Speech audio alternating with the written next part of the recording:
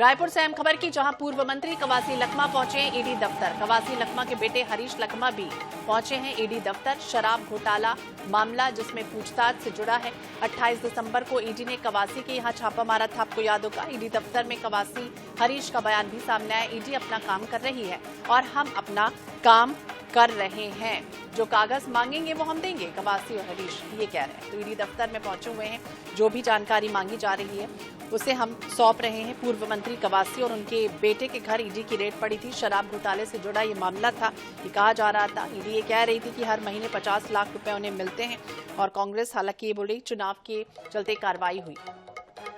तो हरीश लखमा भी पहुंचे हैं ईडी दफ्तर। इसके पहले भी आपको याद होगा लगातार लंबी पूछताछ उनसे हो चुकी है। पूछताछ के बाद जो दस्तावेज मांगे गए थे वो उन्होंने सौंपे हैं और एक बार फिर से कवासी लखमा पहुंचे। ज्यादा जानकारी के लिए बात करेंगे विशेष संवाददाता गौरव शर्मा, हमारे सहयोगी हमारे साथ जुड़ गए। गौरव, कितने बजे पहुंचे कवासी हरीश लखमा, क्या कुछ जानकारी?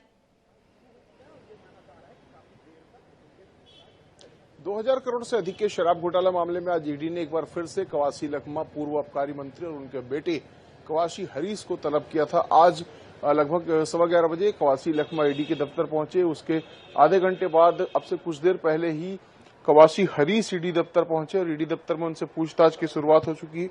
एक एक कड़ियों को जोड़कर देखने की कोशिश जो है वो ईडी के द्वारा की जा रही है। 2000 करोड़ से अधिक का आबकारी घोटाला सामने आया था। इसमें कवासी लखमा, उनके बेटे, उनके ओएसडी, तमाम जो लोग जुड़े हुए हैं उनकी भूमिकाओं के संबंध में ईडी जो है वो लगातार बातचीत कर रही है, लगातार पूछताछ कर रही है। कवासी लखमा से कहा गया था कि अपने बड़े बेटे और अपने बहू के संबंध में जो संपत्तियों की जानकारी है वो लेकर प्रस्तुत हो। तो उसी जानकारी को लेकर कवासी लखमा आज ईडी दफ्तर पहुंचे थे।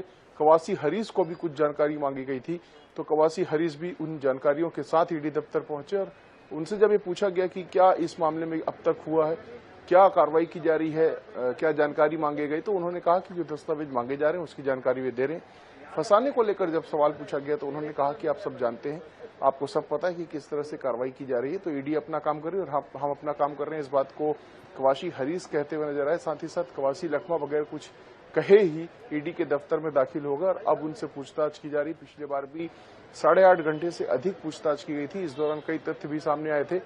गंभीर विषय यह है कि ईडी के द्वारा विज्ञप्ति जारी कर सोशल मीडिया में पोस्ट कर इस बात की जानकारी दी गई थी कि कवासी लखमा, उनके बेटे और उनके ओएसडी के घर जो दबिश हुई थी उसमें आपत्तिजनक रिकॉर्ड बरामद हुए थे। डिजिटल साक्ष्य कवासी लखमा के खिलाफ मिले थे।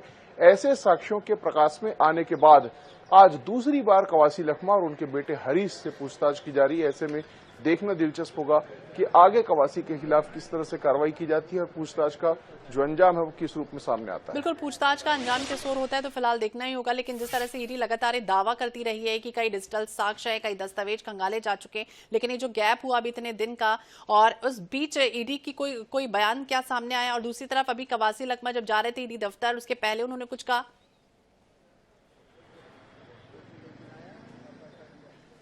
देखिए, ईडी के द्वारा जब पूछताछ की जाती तो उसके संबंध में कोई जानकारी साझा नहीं की जाती। ईडी के द्वारा दबिश के संदर्भ में जरूर जानकारियां जो है वो साझा की जाती है।